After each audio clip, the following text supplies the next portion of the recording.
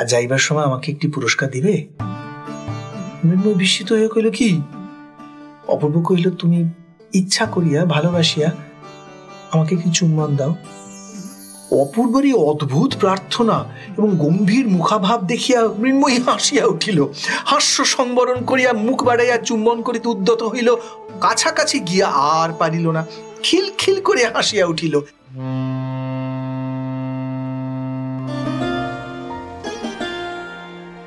মনের বন্দরে দাঁড়িয়ে নোয়ার গল্প জাহাজ এখন শুধু গল্পের সাগরে পাড়ি দেওয়ার অপেক্ষা। এই ছাড়ল গল্প জাহাজ। উঠে পড়ুন শিগগিরই। রকমারি গল্পের 7 সমুদ্র পেরিয়ে চলুন আমরা যাই অনন্য এক আনন্দ সাগরে। নোয়ার গল্প জাহাজ। রবীন্দ্রনাথ ঠাকুরের গল্প সমাপ্তি, পাঠ কৌশিক সেন। শুনবেন সমাপ্তি। নদীটি ক্ষুদ্র, বর্ষা অন্তে প্রায় শুকাইয়া যায়। এখন শ্রাবণের শেষে জলে ভরিয়া উঠিয়া একেবারে গ্রামের বেড়া ও বাঁশ ছাড়ে তলদেশ চুম্বন করিয়া চলিয়াছে। বহুদিন ঘন বর্ষার পরে আজ মেঘমুক্ত আকাশে রৌদ্র দেখা দিয়াছে। অপূর্ব কৃষ্ণ বিএ পাশ করিয়া কলিকাতা হইতে দেশে ফিরে আসিতেছেন। নৌকায় আসেন অপূর্ব কৃষ্ণের মনের ভিতরকার একখানি ছবি যদি দেখিতে পাইতাম, তবে দেখিতাম সেখানেও এই যুবকের মানস নদী নববর্ষার কুলে কুলে ভরিয়া আলোকে জলজল এবং বাতাসে ছলছল করিয়া উঠিতেছে। নৌকা যথাস্থানে ঘাটে আসিয়া লাগিল। নদী তীর হইতে অপূর্বদের বাড়ি পাকা ছাদ গাছের অন্তরাল দিয়া দেখা যাইতেছে। অপূর্বর আগমন সংবাদ বাড়ির কেহ জানিত না, সেই জন্য ঘাটে লোক আসে নাই। মাঝি ব্যাগ লইতে উদ্যত হইলে অপূর্ব তাহাকে নিবারণ করিয়া নিজেই ব্যাগ হাতে লইয়া আনন্দ ভরে তাড়াতাড়ি নামিয়া পড়িল। নামিয়া মাত্র তীরে ছিল পিছল, ব্যাগ সমেত অপূর্ব কাদায় পড়িয়া গেল। যেমন পড়া অমনি কোথা হইতে এক সুমিষ্ট উচ্চ কণ্ঠে তরল হাস্যলহরী উচ্ছ্বসিত হইয়া নিকটবর্তী অসৎ গাছের পাখিগুলিকে সচকিত করিয়া দিল। অপূর্ব অত্যন্ত লজ্জিত হইয়া তাড়াতাড়ি আত্মসংবরণ করিয়া চাহিয়া দেখিল তীরে মহাজনের নৌকা হইতে নূতন ইট রাশিকৃত করিয়া নামাইয়া রাখা হইয়াছে। তাহারই উপরে বসিয়া একটি মেয়ে হাস্যাবেগে এখনই শতধা হইয়া যাইবে এমনই মনে হইতেছে। অপূর্ব চিনিতে পারিল তাহাদের এই নূতন প্রতিবেশিনীর মেয়ে মৃন্ময়ী। দূরে বড় নদীর ধারে ইহাদের বাড়ি ছিল। সেখানে নদীর ভাঙনে দেশত্যাগ করিয়া বছর 2-3 হইল এই গ্রামে আসিয়া বাস করিতেছে। এই মেয়েটির অখ্যাতির কথা অনেক শুনিতে পাওয়া যায়। পুরুষ গ্রামবাসীরা স্নেহ ভরে ইহাকে পাগলি বলে, কিন্তু গ্রামের গৃহিণীরা ইহার উচ্ছৃঙ্খল স্বভাবে সর্বদা ভীত, চিন্তিত, শঙ্কান্বিত। গ্রামের যত ছেলেদের সহিত ইহার খেলা, সমবয়সী মেয়েদের প্রতি অবজ্ঞা সীমা নাই।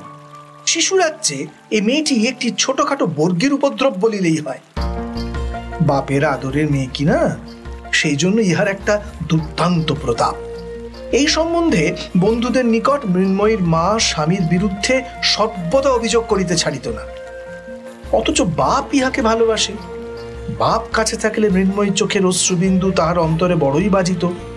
ইহাই মনে করিয়া প্রবাসী স্বামীকে স্মরণপূর্বক মৃন্ময়ীর মা মেয়েকে কিছুতেই কাঁদাইতে পারিত না। মৃন্ময় দেখিতে শ্যামবর্ণ, ছোট কোকড়া চুল পিঠ পর্যন্ত পড়িয়াছে, ঠিক যেন বালকের মতো মুখের ভাব। মস্ত মস্ত দুটি কালো চক্ষুতে না আছে লজ্জা, না আছে ভয়, না আছে হাবভাব লীলা লেশো মাত্র। শরীর দীর্ঘ, পরিপুষ্ট, সুস্থ, সবল, কিন্তু তাহার বয়স অধিক কি অল্প সে প্রশ্ন কাহারও মনে উদয় হয় না। যদি হইত তবে এখনো অবিবাহিত আছে বলিয়া লোকে তাহার পিতামাতাকে নিন্দা করিত। গ্রামে বিদেশি জমিদারের নৌকা কালক্রমে যেদিন ঘাটে আসিয়া লাগে, সেদিন গ্রামের লোকেরা সসম্ভ্রমে শশব্যস্ত হইয়া উঠে। ঘাটের মেয়েদের মুখরঙ্গ ভূমিতে অকস্মাৎ নাসাগ্র ভাগ পর্যন্ত যবনিকা পতন হয়। কিন্তু মৃন্ময়ী কোথা হইতে একটা উলঙ্গ শিশুকে কোলে লইয়া কোঁকড়া চুলগুলি পিঠে দোলাইয়া ছুটিয়া ঘাটে আসিয়া উপস্থিত। যে দেশে ব্যাধ নাই, বিপদ নাই, সেই দেশের হরিণ শিশুর মতো নির্ভীক কৌতূহলে দাঁড়াইয়া চাহিয়া চাহিয়া দেখিতে থাকে। অবশেষে আপন দলের বালক সঙ্গীদের নিকট ফিরিয়া গিয়া এই নবাগত প্রাণীর আচার ব্যবহার সম্বন্ধে বিস্তর বাহুল্য বর্ণনা করে। আমাদের অপূর্ব ইতিপূর্বে ছুটি উপলক্ষে বাড়ি আসিয়া এই বন্ধনহীন বালিকাটিকে 2-4 বার দেখিয়াছে এবং অবকাশের সময়, এমনকি অনবকাশের সময়ও ইহার সম্বন্ধে চিন্তা করিয়াছে।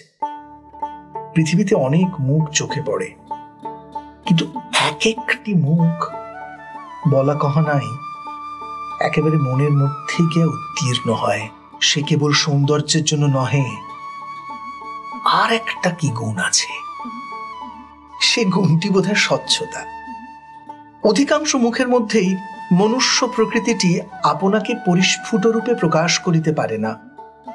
যে মুখে সেই অন্তর্গুহাবাসী রহস্যময় লোকটি অবাধে বাহির হইয়া আসে, সে মুখ সহস্রের মধ্যে চোখে পড়ে এবং এক পলকে মনে মুদ্রিত হইয়া যায়।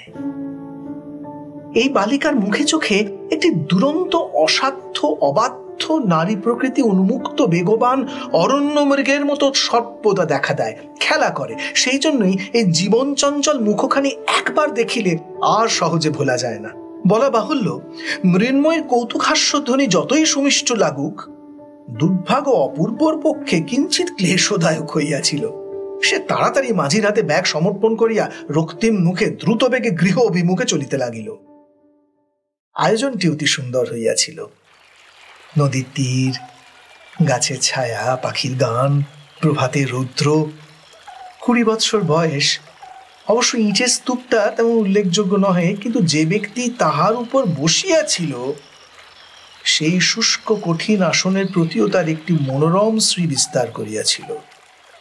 হায়, এমন দৃশ্যের মধ্যে প্রথম পদক্ষেপ মাত্রেই যে সমস্ত কবিত্ব প্রহসনে পরিণত হয়, ইহা অপেক্ষা অদৃষ্টের নিষ্ঠুরতার কি হইতে পারে। সেই ইষ্টক শিখর হইতে প্রবহমান হাস্যধ্বনি শুনিতে শুনিতে চাদরে ও ব্যাগে কাদা মাখিয়া গাছের ছায়া দিয়া অপূর্ব বাড়িতে গিয়ে উপস্থিত হইল। অকস্মাৎ পুত্রের আগমনে তাহার বিধবা মাতা পুলকিত হইয়া উঠিলেন। তৎক্ষণাৎ ক্ষীর, দধি, রুই মাছের সন্ধানে দূরে নিকটে লোক দৌড়িল এবং পাড়া প্রতিবেশীদের মধ্যে একটা আন্দোলন উপস্থিত হইল। আহারান্তে মা অপূর্ব বিবাহের প্রস্তাব উত্থাপন করিলেন। অপূর্ব সেজন্য প্রস্তুত হইয়াছিল, কারণ প্রস্তাব অনেক পূর্বেই ছিল, কিন্তু পুত্র নব্যতন্ত্রের নূতন ধোয়া ধরিয়া জেদ করিয়া বসিয়াছিল যে বিয়ে পাশ না করিয়া বিবাহ করিব না। এতকাল জননী সেই জন্য অপেক্ষা করিয়াছিলেন। অতএব এখন আর কোনো ওজোর করা মিথ্যা। অপূর্ব কহিল, আগে পাত্রী দেখা হোক, তারপর স্থির হইবে। মা কহিলেন, পাত্রী দেখা হইয়াছে, সেই জন্য তোকে ভাবিতে হইবে না। অপূর্ব ওই ভাবনাটা নিজে ভাবিবার জন্য প্রস্তুত হইল এবং কহিল, মেয়ে না দেখিয়া বিবাহ করিতে পারিব না।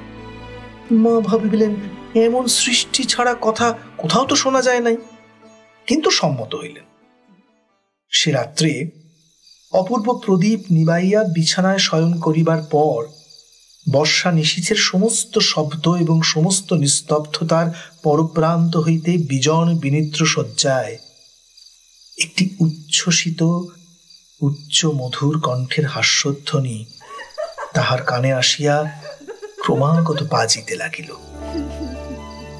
মন নিজেকে কেবলই এই বলিয়া পীড়া দিতে লাগিল যে সকাল বেলাকার সে পদস্খলনটা যেন কোনো একটা উপায়ে সংশোধন করিয়া লওয়া উচিত। বালিকা জানিল না যে আমি অপূর্ব কৃষ্ণ অনেক বিদ্যা উপার্জন করিয়াছি, কলিকাতায় বহুকাল যাপন করিয়া আসিয়াছি। দৈবাত পিছলে পা দিয়া কাদায় পড়িয়া গেলেও আমি উপহাস্য উপেক্ষণীয় এমন যে সে গ্রাম্য যুবক নহি। পরদিন অপূর্ব কনে দেখিতে যাইবে। অধিক দূরে নহে, পাড়াতেই তাহাদের বাড়ি। একটু বিশেষ যত্নপূর্বক সাজ করিল। ধুতি ও চাদর ছাড়িয়া সিল্কের চাপকান জব্বা, মাথায় একটা গোলাকার পাগড়ি এবং বার্নিশ করা এক জোড়া জুতা পায়ে দিয়া সিল্কের ছাতা হস্তে প্রাতঃকালে বাহির হইল। সম্ভাবিত শ্বশুর বাড়িতে পদার্পণ করিবা মাত্র মহা সমারোহ সমাদরে ঘটা পড়িয়া গেল। অবশেষে যথাকালে কম্পিত হৃদয়ে মেয়েটি ঝাড়িয়া মুছিয়া রং করিয়া খোঁপায় রাংতা জড়াইয়া একখানি পাতলা রঙিন কাপড়ে মুড়িয়া বরের সম্মুখে আনিয়া উপস্থিত করা হইল। সে এক কোণে নীরবে মাথা প্রায় হাঁটুর কাছে ঠেকাইয়া বসিয়া রহিল এবং এক প্রৌঢ়া দাসী তাহাকে সাহস দিবার জন্য পশ্চাতে উপস্থিত হইল।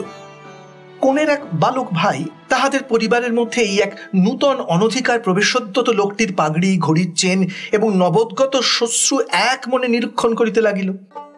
অপূর্ব কিয়ৎকাল গুঁফে তা দিয়া অবশেষে গম্ভীরভাবে জিজ্ঞাসা করিল, তুমি কি পড়ো? বসন ভূষণাচ্ছন্ন লজ্জাস্তূপের নিকট হইতে তাহার কোনো উত্তর পাওয়া গেল না। 2-3 বার প্রশ্ন এবং প্রৌঢ়া দাসীর নিকট হইতে পৃষ্ঠদেশে বিস্তর উৎসাহজনক করতাড়নের পর বালিকা মৃদু স্বরে এক নিঃশ্বাসে অত্যন্ত দ্রুত বলিয়া গেল, চারুপাঠ 2য় ভাগ, ব্যাকরণ সার 1ম ভাগ, ভূগোল বিবরণ, পাটিগণিত, ভারতবর্ষের ইতিহাস। এমন সময় বহির্দেশে একটি অশান্ত গতির ধূপধাপ শব্দ শোনা গেল। মুহূর্তের মধ্যে দৌড়িয়া হাঁপাইয়া পিঠের চুল দোলাইয়া মৃন্ময়ী ঘরে আসিয়া প্রবেশ করিল। অপূর্ব কৃষ্ণের প্রতি দৃকপাত না করিয়া একেবারে কোণের ভাই রাখালের হাত ধরিয়া টানাটানি শুরু করিয়া দিল। রাখাল তখন আপন পর্যবেক্ষণ শক্তির চর্চায় একান্ত মনে নিযুক্ত ছিল, সে কিছুতেই উঠিতে চাহিল না।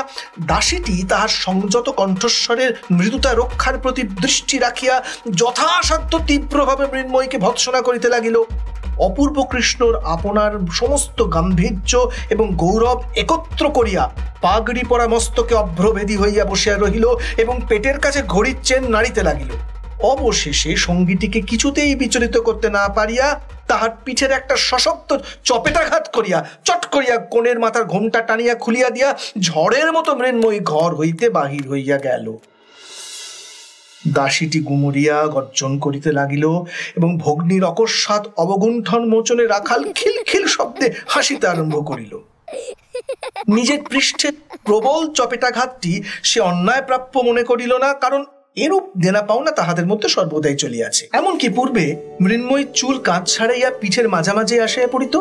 রাখাল একদিন হঠাৎ পশ্চাৎ হইতে আসিয়া তাহার ঝুঁটির মধ্যে কাঁচি চালাইয়া দেয়। মৃন্ময়ী তখন অত্যন্ত রাগ করিয়া তার হাত হইতে কাঁচিটি কাড়িয়া লইয়া নিজের অবশিষ্ট পশ্চাতের চুল ক্যাঁচ ক্যাঁচ শব্দে নির্দয়ভাবে কাটিয়া ফেলিল। তার কোঁকড়া চুলের স্তবকগুলি শাখাচ্যুত কালো আঙুরের স্তূপের মতো গুচ্ছ গুচ্ছ মাটিতে পড়িয়া গেল। উভয়ের মধ্যে এরূপ শাসন প্রণালী প্রচলিত ছিল। অতঃপর এই নীরব পরীক্ষা সভা আর অধিকক্ষণ স্থায়ী রইল না। পিণ্ডাকার কন্যাটি কোনোভাবে পুনশ্চ দীর্ঘাকার হইয়া দাসী সহকারে অন্তঃপুরে চলিয়া গেল।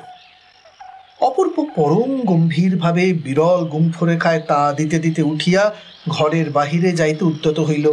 দ্বারের নিকটে গিয়ে দেখে বার্নিশ করা নূতন জুতো জোড়াটি যেখানে ছিল সেখানে নাই, এবং কোথায় আছে তাহা বহু চেষ্টায় অবধারণ করা গেল না।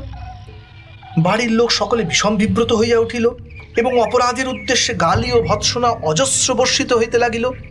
অনেক খোঁজ করিয়া অবশেষে অনন্য পায় হইয়া বাড়ির কর্তার পুরাতন ছিন্ন ঢিলা চটি জোড়াটা পরিয়া প্যান্টুলুন চাপকান পাগড়ি সমেত সুসজ্জিত অপূর্ব কর্দমাক্ত গ্রাম পথে অত্যন্ত সাবধানে চলিতে লাগিল।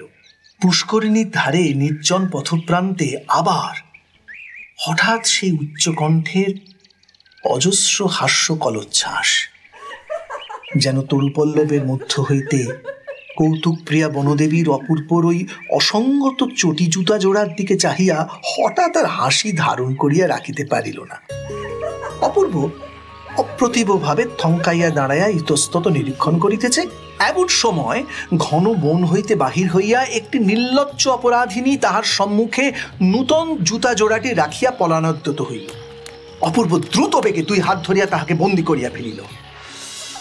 মৃন্ময়ী আঁকিয়া বাঁকিয়া হাত ছাড়াইয়া পালাইবার চেষ্টা করিল, কিন্তু পারিল না। কোঁকড়া চুলে বেষ্টিত তাহার পরিপুষ্ট সহাস্য দুষ্ট মুখখানির ওপর শাখান্ত লালচ্যুত সূর্য কিরণ আসিয়া পড়িল।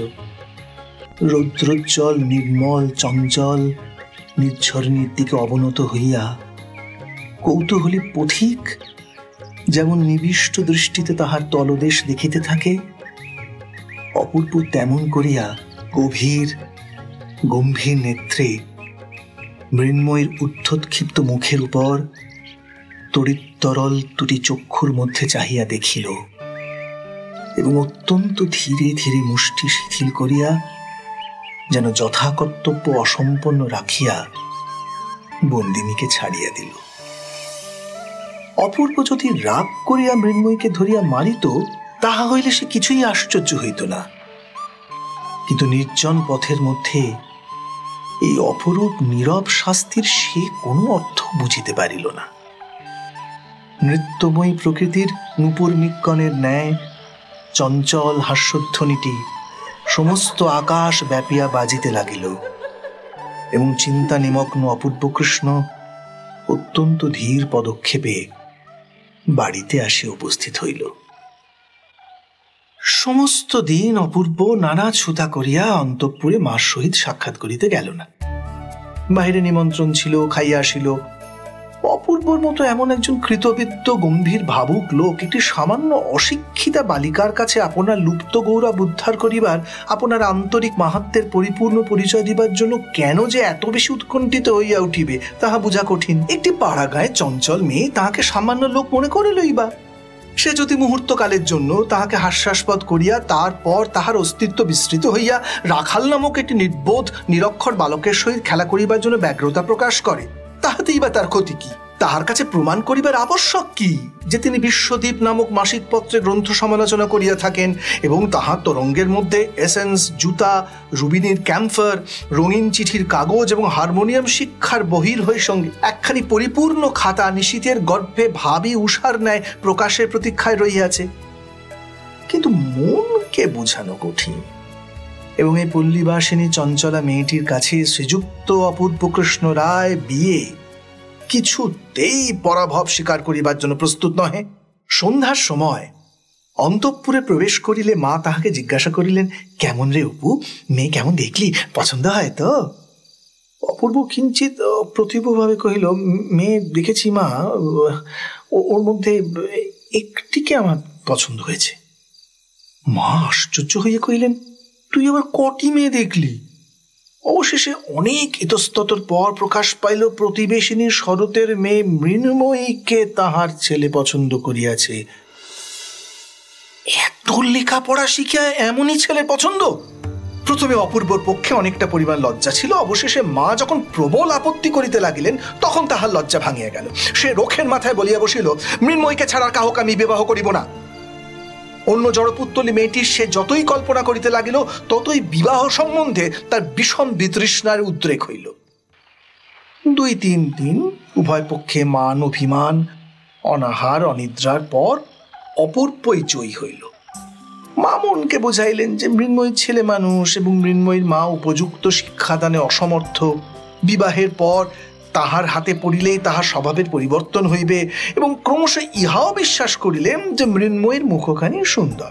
কিন্তু তখনই আবার তাহার খর্ব কেশরাশি তাহার কল্পনা পথে উদিত হইয়া হৃদয়ে নৈরাশ্যে পূর্ণ করিতে লাগিল। তথাপি আশা করিলেন দৃঢ় করিয়া চুল বাঁধিয়া এবং জবজবে করিয়া তেল লেপিয়া কালে এই ত্রুটিও সংশোধন হইতে পারিবে। পাড়ার লোক সকলেই অপূর্বর এই পছন্দটিকে অপূর্ব পছন্দ বলিয়া নামকরণ করিল। পাগলি মৃন্ময়ীকে অনেকেই ভালোবাসিত, কিন্তু তাই বলিয়া নিজের পুত্রে বিবাহযোগ্যা বলিয়া কেহ মনে করিত না।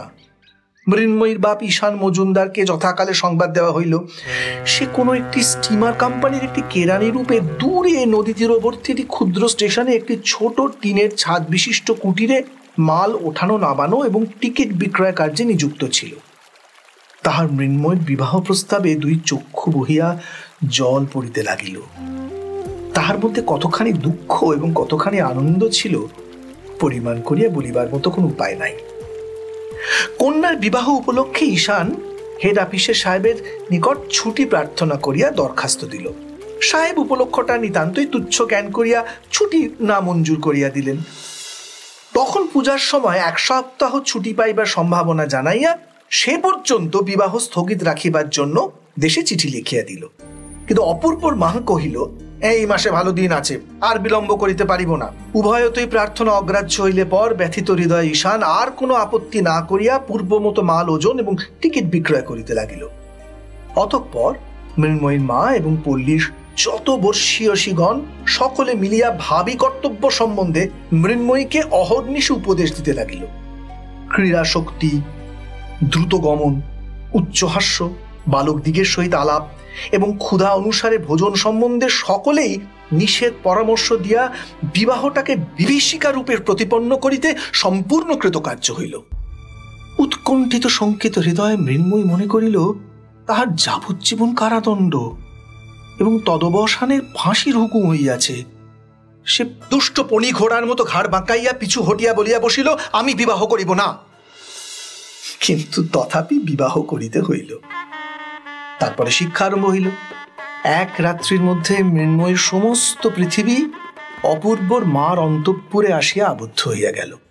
শাশুড়ি সংশোধন কার্যে প্রবৃত্ত হইলেন। অত্যন্ত কঠিন মুখ করিয়া কহিলেন, দেখো বাছা, তুমি কিছু আর কচি খুকি নও, হ্যাঁ? আমাদের ঘরে আমার বেহায়াপনা করিলে চলিবে না।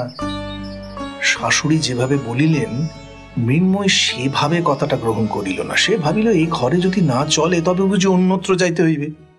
অপরাহ্নে তাকে আর দেখা গেল না। কোথায় গেল খোঁজ পড়িল।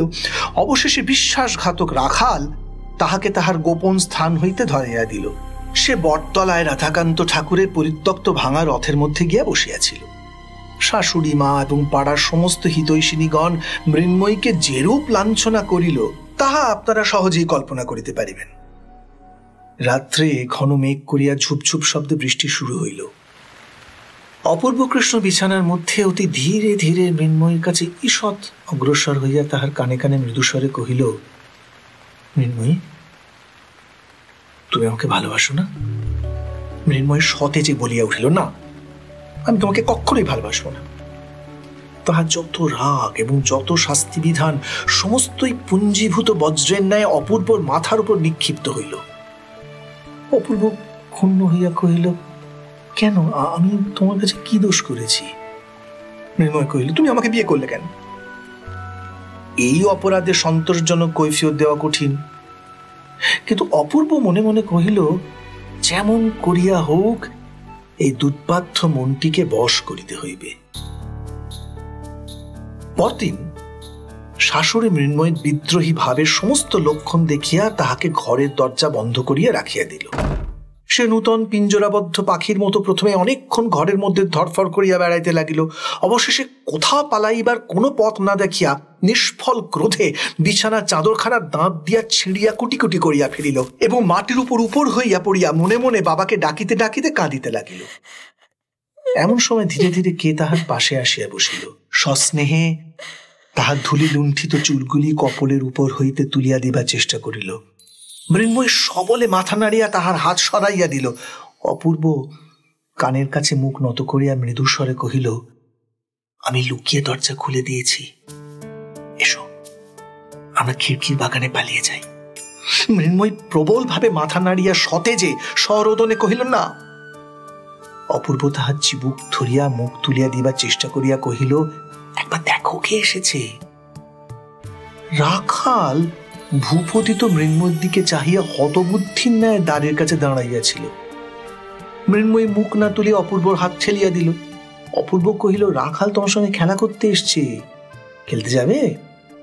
সে বিরক্তি উচ্ছ্বসিত স্বরে কহিল, না। রাখালও সুবিধা নয় বুঝিয়া কোনো মতে ঘর হইতে পালাইয়া হাঁপ ছাড়িয়া বাঁচিল। অপূর্ব চুপ করিয়া বসিয়া রহিল। মৃন্ময়ী কাঁদিতে কাঁদিতে শ্রান্ত হইয়া ঘুমাইয়া পড়িল। তখন অপূর্ব পা টিপিয়া টিপিয়া বাহির হইয়া শিকল দিয়া চলিয়া গেল। তাহার পরদিন মৃন্ময়ী বাপের কাছ হইতে এক পত্র পাইল। তিনি তাহার প্রাণপ্রতিমা মৃন্ময়ীর বিবাহের সময় উপস্থিত থাকিতে পারেন নাই বলিয়া বিলাপ করিয়া নবদম্পতিকে অন্তরের আশীর্বাদ পাঠাইয়াছেন। মৃন্ময়ী শাশুড়িকে গিয়া কহিল, আমি বাবার কাছে যাব। শাশুড়ি অকস্মাতে অসম্ভব প্রার্থনা তাকে ভৎসনা করিয়া কহিলেন, কোথায় ওর বাপ থাকে তার ঠিকানা নেই? বলে বাপের কাছে যাও, অনার সৃষ্টি আবদার। সে উত্তর না করিয়া চলিয়া গেল। আপনার ঘরে গিয়া দ্বার রুদ্ধ করিয়া নিতান্ত হতাশ্বাস ব্যক্তি যেমন করিয়া দেবতার কাছে প্রার্থনা করে তেমনি করিয়া বলিতে লাগিল, বাবা বাবা তুই আমাকে নিয়ে যাও, এখানে আমার কেউ নেই, এখানে থাকলে আমি বাঁচব না। গভীর রাত্রে তাহার স্বামী নিদ্রিত হইলেও ধীরে ধীরে দ্বার খুলিয়া মৃন্ময়ী গৃহের বাহির হইল।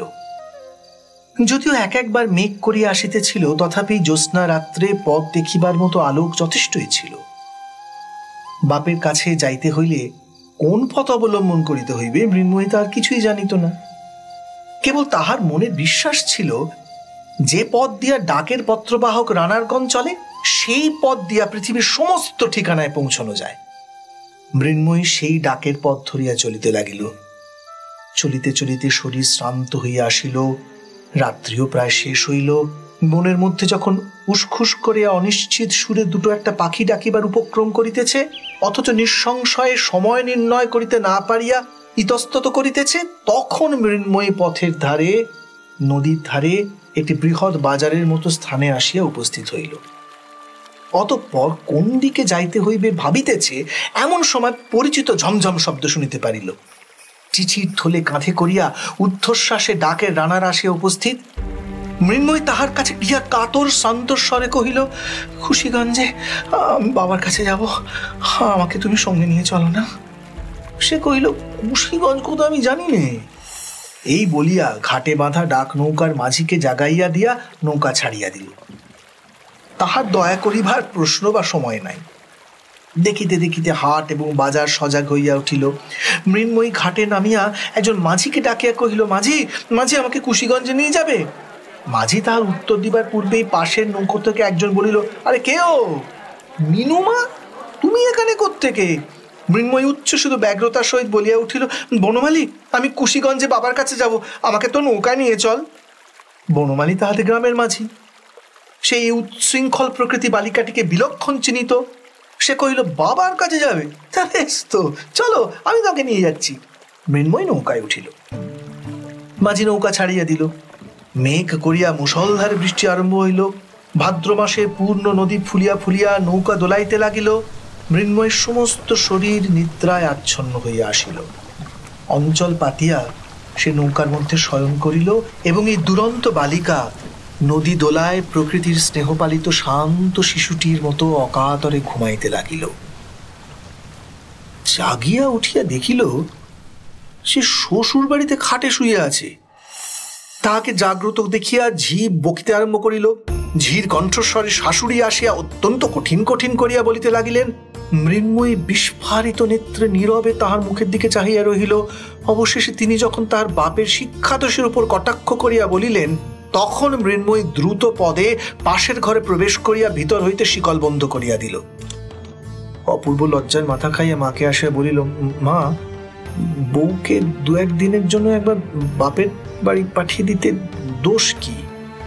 মা অপূর্বকে নভূত নভবিষ্যতে ভর্ৎসনা করিতে লাগিলেন এবং দেশে এত মেয়ে থাকিতে বাছিয়া বাছিয়া এই অস্থির দাহকারী দস্যু মেয়েকে ঘরে আনার জন্য তাকে যথেষ্ট গঞ্জনা করিলেন। সেদিন সমস্ত দিন বাহিরে ঝড় বৃষ্টি এবং ঘরের মধ্যেও অনুরূপ দুর্যোগ চলিতে লাগিল। তাহার পরদিন গভীর রাত্রে অপূর্ব মৃন্ময়ীকে ধীরে ধীরে জাগ্রত করিয়া কহিল, মৃন্ময়ী, তোমার বাবার কাছে যাবে? মৃন্ময়ী সবেগে অপূর্বর হাত চাপিয়া ধরিয়া সচকিত হইয়া বলিল, যাব। অপূর্ব চুপি চুপি কহিল, তবে এসো, আমরা দুজনে আস্তে আস্তে পালিয়ে যাই, আমি ঘাটে নৌকা ঠিক করে রেখেছি। মৃন্ময়ী অত্যন্ত সকৃতজ্ঞ হৃদয়ে একবার স্বামীর মুখের দিকে চাহিল। তাহার পর তাড়াতাড়ি উঠিয়া কাপড় ছাড়িয়া বাহির হইবার জন্য প্রস্তুত হইল। অপূর্ব তাহার মাতার চিন্তা দূর করিবার জন্য একখানি পত্র রাখিয়া দুইজনে বাহির হইল। মই সেই অন্ধকার রাত্রে জনশূন্য নিস্তব্ধ নির্জন গ্রামপথে এই প্রথম স্বেচ্ছায় আন্তরিক নির্ভরতার সহিত স্বামীর হাত ধরিল। তাহার হৃদয়ের আনন্দ উদ্বেগ সেই সুকোমল স্পর্শযোগে তাহার স্বামীর শিরার মধ্যে সঞ্চারিত হইতে লাগিল। নৌকা সেই রাত্রেই ছাড়িয়া দিল, কিন্তু হর্ষোচ্ছ্বাস সত্ত্বেও অনীতি বিলম্বেই মৃন্ময়ী ঘুমাইয়া পড়িল। পরদিন কি মুক্তি, কি আনন্দ! দুই ধারে কত গ্রাম, বাজার, শস্যক্ষেত্র, বন, দুই ধারে কত নৌকা যাতায়াত করিতেছে। মৃন্ময়ী প্রত্যেক তুচ্ছ বিষয়ে স্বামীকে সহস্রবার করিয়া প্রশ্ন করিতে লাগিল, ওই নৌকোয় কি আছে, উহা কোথা থেকে আসিতেছে, এই জায়গার নাম কি? এমন সকল প্রশ্ন যাহার উত্তর অপূর্ব কোনো কলেজের বহিতে পায় নাই এবং যাহা তাহার কলিকাতার অভিজ্ঞতায় কুলাইয়া ওঠে না। বন্ধুগণ শুনিয়া লজ্জিত হইবে, অপূর্ব এই সকল প্রশ্নের প্রত্যেকটার উত্তর করিয়াছিল এবং অধিকাংশ উত্তরের সহিত সত্যের ঐক্য হয় নাই। যথা, সে তিলের নৌকাকে তিসির নৌকা, 5 বেড়েকে রায়নগর, এবং মুনসেফের আদালতকে জমিদারি কাছারি বলিতে বিন্দুমাত্র কুণ্ঠিত করে নাই, এবং এই সমস্ত ভ্রান্ত উত্তরে বিশ্বস্ত হৃদয় প্রশ্নকারিণীর সন্তোষের তিলমাত্র ব্যাঘাত জন্মায় নাই। পরদিন সন্ধ্যাবেলায় নৌকা কুশিগঞ্জে গিয়া পৌঁছিল। টিনের ঘরে একখানি ময়লা চৌকো কাঁচের লণ্ঠনে তেলের বাতি জ্বালাইয়া ছোট ডেস্কের উপর একখানি চামড়ায় বাঁধা মস্ত খাতা খুলিয়া গা খোলা ঈশানচন্দ্র টুলের ওপর বসিয়া হিসাব মিলাইতেছিলেন। এমন সময় নবদম্পতি ঘরের মধ্যে প্রবেশ করিল। মৃন্ময়ী ডাকিল, বাবা। সে ঘরে এমন কণ্ঠধ্বনি এমন করিয়া কখনো ধ্বনিত হয় নাই। ঈশানের চোখ দিয়া দরদর করিয়া অশ্রু পড়িতে লাগিল। সে কি বলিবে, কি করিবে, কিছুই ভাবিয়া পাইল না। তাহার মেয়ে এবং জামাই যেন সাম্রাজ্যের যুবরাজ, যুবরাজ মহিষী। এই সমস্ত পাটের বস্তার মধ্যে তাহাদের উপযুক্ত সিংহাসন কেমন করিয়া নির্মিত হইতে পারে, ইহা যেন তাহার দিশাহারা বুদ্ধি ঠিক করিয়া উঠিতে পারিল না।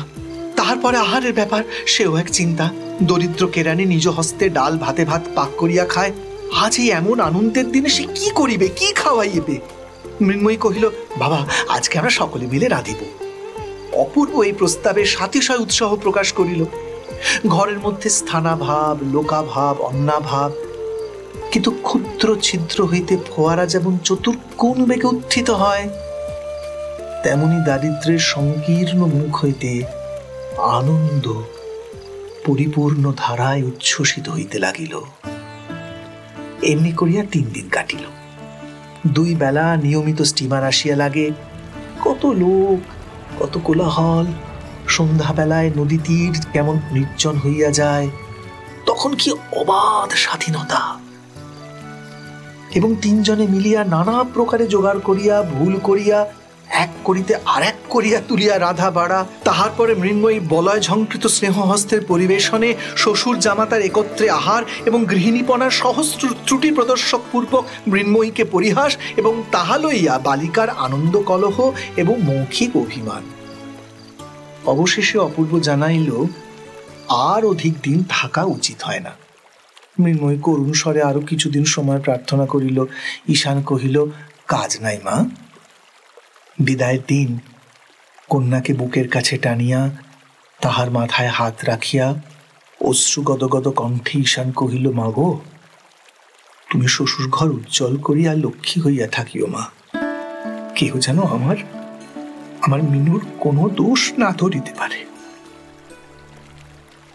মৃন্ময়ী কাঁদিতে কাঁদিতে স্বামীর সহিত বিদায় হইল, এবং ঈশান সেই দ্বিগুণ নিরানন্দ সংকীর্ণ ঘরের মধ্যে ফিরিয়া গিয়া দিনের পর দিন, মাসের পর মাস নিয়মিত মাল ওজন করিতে লাগিল। এই অপরাধী যুগল গৃহে ফিরিয়া আসিলে মা অত্যন্ত গম্ভীরভাবে রহিলেন, কোনো কথাই কহিলেন না। কাহারও ব্যবহারের প্রতি এমন কোনো দোষারোপ করিলেন না যাহা সে খালন করিতে চেষ্টা করিতে পারে। এই নীরব অভিযোগ, নিস্তব্ধ অভিমান লৌহ ভারের মতো সমস্ত ঘরকন্যার উপর অটলভাবে চাপিয়া রহিল। অবশেষে অসহ্য হইয়া উঠিলে অপূর্ব আসিয়া কহিল, মা, কলেজ খুলেছে, এখন আমাকে আইন পড়াতে যেতে হবে। মা উদাসীনভাবে কহিলেন, বউয়ের কি করবে? অপূর্ব কহিল, বউ এখানেই থাক। মা কহিলেন, না বাপু, কাজ নাই, তুমি তাকে তোমার সঙ্গে নিয়ে যাও। সচরাচর মা অপূর্বকে তুই সম্ভাষণ করিয়া থাকেন। অপূর্ব অভিমান ক্ষুণ্ণ স্বরে কহিল, আচ্ছা। কলিকাতা যাইবার আয়োজন পড়িয়া গেল। যাইবার আগের রাত্রে অপূর্ব বিছানায় আসিয়া দেখিল মৃন্ময়ী কাঁদিতেছে। হঠাৎ তাহার মনে আঘাত লাগিল। বিষণ্ণ কণ্ঠে কহিল, মৃন্ময়ী, আমার সঙ্গে কলকাতা যেতে ইচ্ছে করছে না? মৃন্ময়ী কহিল, না। অপূর্ব জিজ্ঞাসা করিল, তুমি আমাকে ভালোবাসো না? এই প্রশ্নের কোনো উত্তর পাইল না। অনেক সময় এই প্রশ্নটির উত্তর অতিশয় সহজ, কিন্তু আবার এক এক সময় ইহার মধ্যে মনস্তত্ত্ব ঘটিত এত জটিলতার সংস্রব থাকে যে বালিকার নিকট হইতে তাহার উত্তর প্রত্যাশা করা যায় না। অপূর্ব প্রশ্ন করিল, রাখালকে ছেড়ে যেতে তোমার মন কেমন করছে? মৃন্ময়ী অনায়াসে উত্তর দিল, হ্যাঁ, বালক রাখালের প্রতি এই বিয়ে পরীক্ষার্থীর কৃতবিদ্য যুবকের সূচির মতো অতি সূক্ষ্ম অথচ অতি সুতীক্ষ্ণ ঈর্ষার উদয় হইল। কহিল, আমি কিন্তু অনেক কাল আর বাড়ি আসতে পারবো না। এই সংবাদ সম্বন্ধে মৃন্ময়ীর কোনো বক্তব্য ছিল না। জানো তো, বোধ হয় 2 বৎসর কিংবা তারও বেশি হতে পারে। মৃন্ময়ী আদেশ করিল, তুমি ফিরে আসবার সময় রাখালের জন্য একটা 3 মুখ রজাশেষ ছুরি কিনে এনো তো। অপূর্ব শয়ান অবস্থা হইতে ঈষৎ উত্থিত হইয়া কহিল, তুমি তাহলে এখানেই থাকবে? মৃন্ময়ী বলে, হ্যাঁ, আমি মার কাছে গিয়ে থাকবো। অপূর্ব নিঃশ্বাস ফেলিয়ে বলিল, বেশ, তাই থেকো। যতদিন না তুমি আমাকে আসবার জন্য চিঠি লিখবে, আমি কিন্তু আসবো না, কেমন? কি খুব খুশি হলে? মৃন্ময়ী এ প্রশ্নের উত্তর দেওয়া বাহুল্য বোধ করিয়া ঘুমাইতে লাগিল, কিন্তু অপূর্ব ঘুম হইল না। বালি সূচু করিয়া ঠেসান দিয়া বসিয়া রহিল। অনেক রাত্রে হঠাৎ চাঁদ উঠিয়া চাঁদের আলো বিছানোর উপর আসিয়া পড়িল। অপূর্ব সেই আলোকে মৃন্ময়ীর দিকে চাহিয়া দেখিল। চাহিয়া চাহিয়া মনে হইল যেন রাজকন্যাকে কে রূপার কাঠি ছোঁয়াইয়া অচেতন করিয়া রাখিয়া গিয়াছে। একবার, কেবল একবার সোনার কাঠি পাইলেই এই নিদ্রিত আত্মাটিকে জাগাইয়া তুলিয়া মালাবদল করিয়া লওয়া যায়। রূপার কাঠি হাস্য, আর সোনার কাঠি অশ্রুজল। ভোরের বেলায় অপূর্ব মৃন্ময়ীকে জাগাইয়া দিল। কহিল, মৃন্ময়ী, আমার যাইবার সময় হইয়াছে, তোমাকে তোমার মার বাড়িতে রাখিয়া আসি। মৃন্ময়ী শয্যা ত্যাগ করিয়া উঠিয়া দাঁড়াইলে অপূর্ব তাহার 2খানি হাত ধরিয়া কহিল, এখন আমার একটি প্রার্থনা আছে। আমি অনেক সময় তোমায় অনেক সাহায্য করিয়াছি, আর যাইবার সময় আমাকে একটি পুরস্কার দিবে? মৃন্ময়ী বিস্মিত হয়ে কহিল, কি? অপূর্ব কহিল, তুমি ইচ্ছা করিয়া ভালোবাসিয়া আমাকে কি চুম্বন দাও। অপূর্বের এই অদ্ভুত প্রার্থনা এবং গম্ভীর মুখাভাব দেখিয়া মৃন্ময়ী হাসিয়া উঠিল। হাস্য সংবরণ করিয়া মুখ বাড়াইয়া চুম্বন করিতে উদ্যত হইল, কাছাকাছি গিয়া আর পারিল না, খিলখিল করিয়া হাসিয়া উঠিল। এমন 2বার চেষ্টা করিয়া অবশেষে নিরস্ত হইয়া মুখে কাপড় দিয়া হাসিতে লাগিল।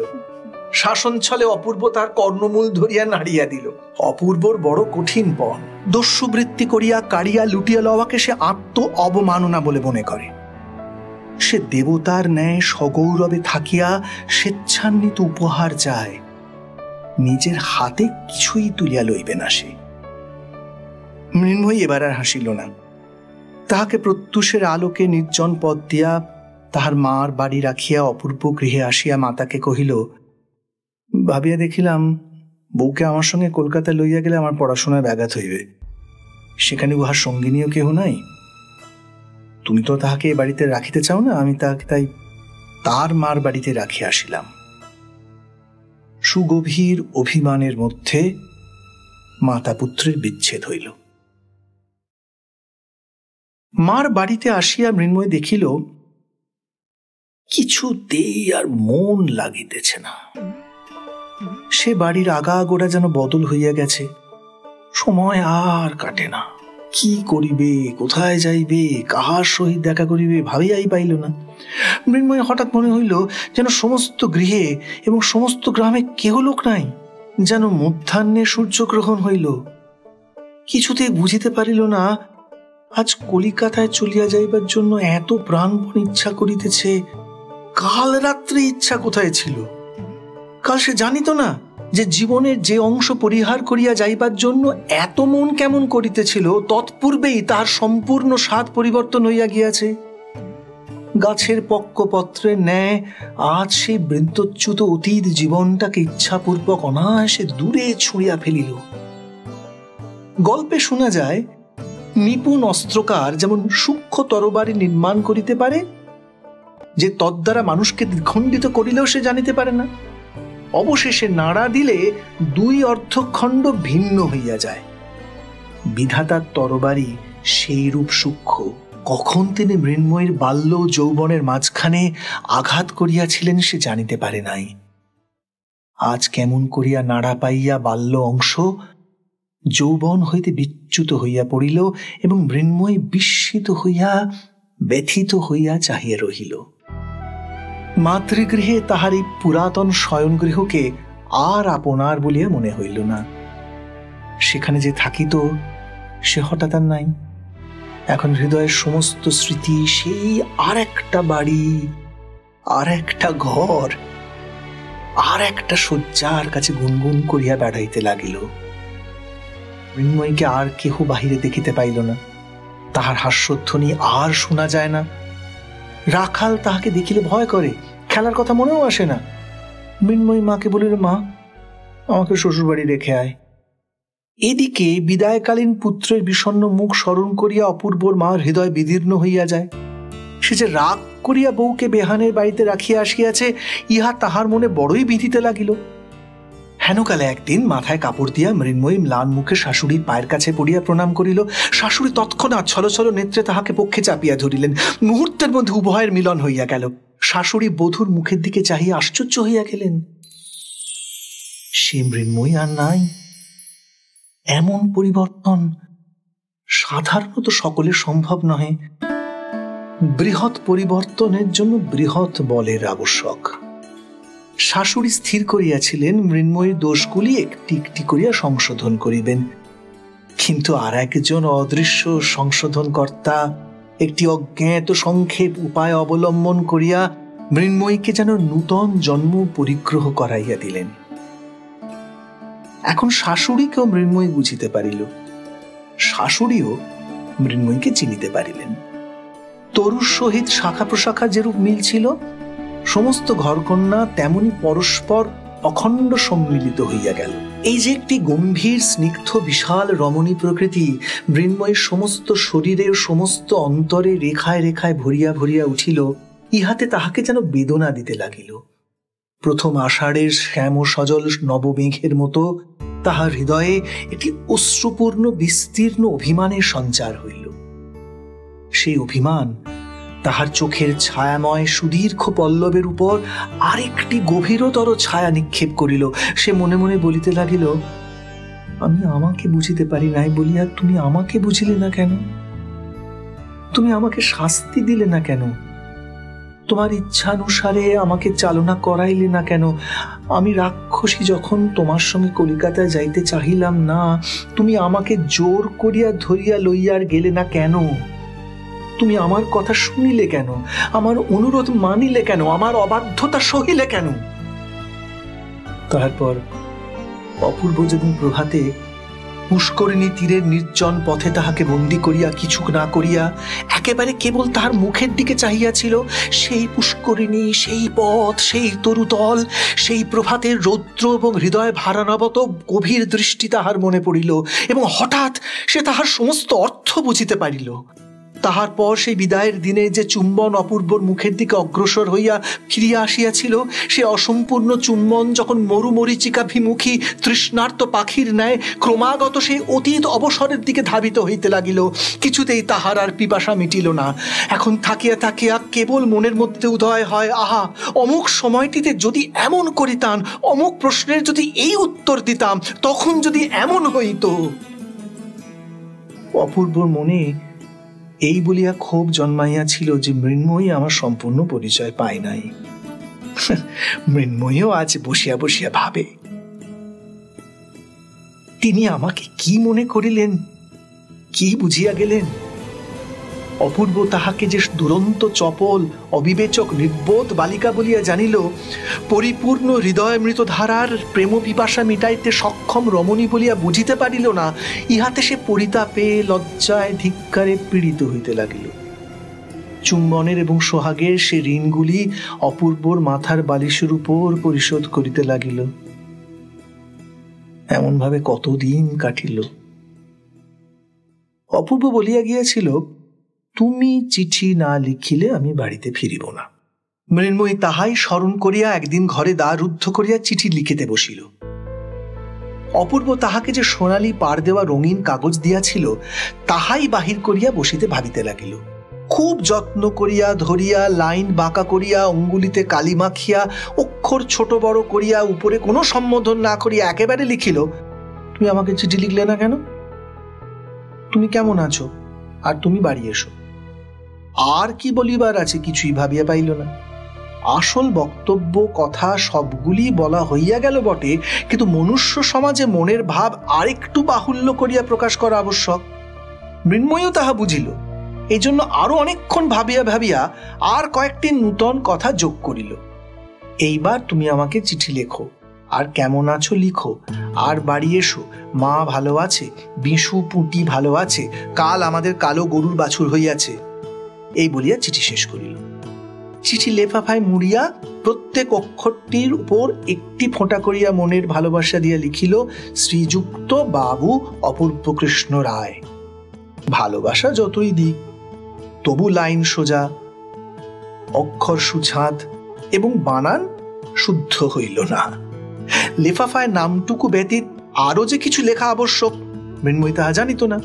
পাছে শাশুড়ি অথবা আর কাহারও দৃষ্টি পড়ে, সেই লজ্জায় চিঠিখানি একটি বিশ্বস্ত দাসীর হাত দিয়া ডাকে পাঠাইয়া দিল। বলা বাহুল্য, এ পত্রের কোনো ফল হইল না, অপূর্ব বাড়ি আসিল না। মা দেখিলেন ছুটি হইল, তবু অপূর্ব বাড়ি আসে না। মনে করিলেন এখনো সে তাহারই উপর রাগ করিয়া আছে। মৃন্ময়ীও স্থির করিল অপূর্ব তাহার উপর বিরক্ত হইয়া আছে, তখন আপনার চিঠিখানা মনে করিয়া সে লজ্জায় মরিয়া যাইতে লাগিল। সে চিঠিখানা যে কত তুচ্ছ, তাহাতে যে কোনো কথাই লেখা হয় নাই, তাহার মনের ভাব যে কিছুতেই প্রকাশ করা হয় নাই, সে পাঠ করিয়া অপূর্ব যে মৃন্ময়ীকে আরো ছেলে মানুষ মনে করিতেছে, মনে মনে আরো অবজ্ঞা করিতেছে, ইহা ভাবিয়া সে শরবিদ্ধের ন্যায় অন্তরে অন্তরে ছটফট করিতে লাগিল। দাসীকে বারবার জিজ্ঞাসা করিল, হ্যাঁ সে চিঠিখানা তুই ডাকে দিয়ে এসেছিলি তো? দাসী তাহাকে সহস্রবার আশ্বাস দিয়া কইল, হ্যাঁ গো, আমি নিজের হাতে বাক্সের মধ্যে ফেলে দিয়েছি, বাবু তো একদিনে কোন কালে পেয়ে গেছে।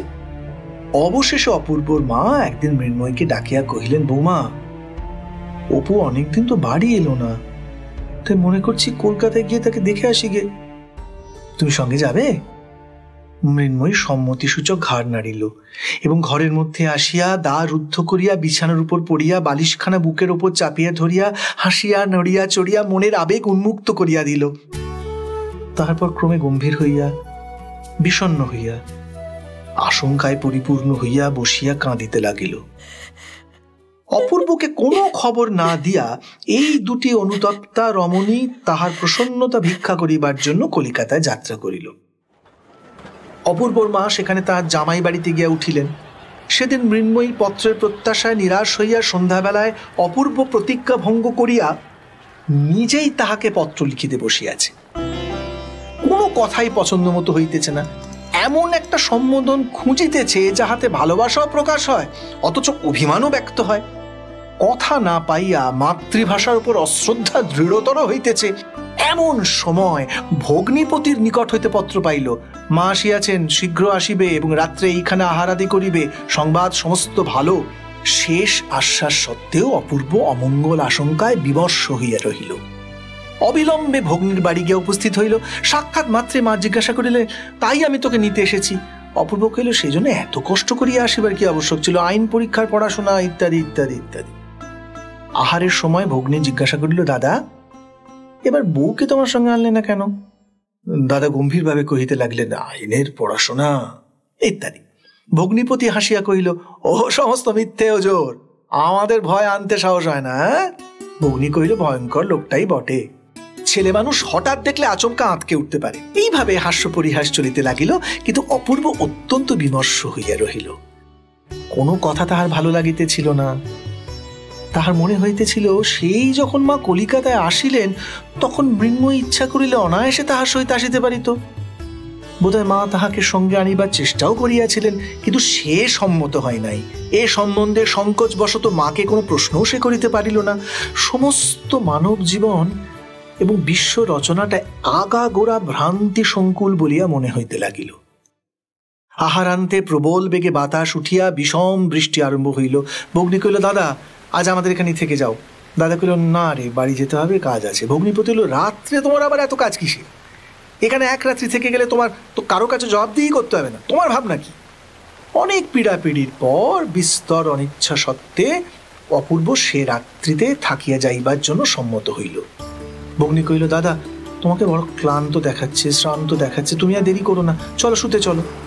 অপূর্বরও সেই ইচ্ছা। শয্যা তালে অন্ধকারের মধ্যে একলা হইতে পারিলে সে বাঁচে। কথার উত্তর প্রত্যুত্তর করিতে তার ভালো লাগিতেছিল না। শয়নগৃহে দ্বারে আসিয়া দেখিল ঘর অন্ধকার। ভগ্নী কহিল, বাতাসে আলো নিভে গেছে দেখছি, ভগ্নী চলিয়া গেলে অপূর্ব অন্ধকারে সাবধানে খাটের অভিমুখে গেল। খাটে প্রবেশ করিতে উদ্যত হইতেছে এমন সময় হঠাৎ বলয় নিক্কণ শব্দে একটি সুকোমল বাহুপাশ তাহাকে সুকঠিন বন্ধনে বাঁধিয়া ফেলিল এবং একটি পুষ্পপুট তুল্য ওষ্ঠাধর দস্যুর মতো আসিয়া পড়িয়া অবিরল অশ্রু সজলসিক্ত আবেগপূর্ণ চুম্বনে তাহাকে বিস্ময় প্রকাশের অবসর পর্যন্ত দিল না। অপূর্ব প্রথমে চমকিয়া উঠিল, তাহার পর বুঝিতে পারিল অনেক দিনের একটি হাস্যবাধায় অসম্পন্ন চেষ্টা আজ অশ্রু জলধারায় সমাপ্ত হইল। বাংলা সাহিত্যের অফুরন্ত গল্প ভাণ্ডার নিয়ে হাজির নোয়ার গল্প জাহাজ। নানা স্বাদের গল্প শুনতে আজই সাবস্ক্রাইব করুন নোয়া গল্প জাহাজ। প্রেস করুন বেল আইকন।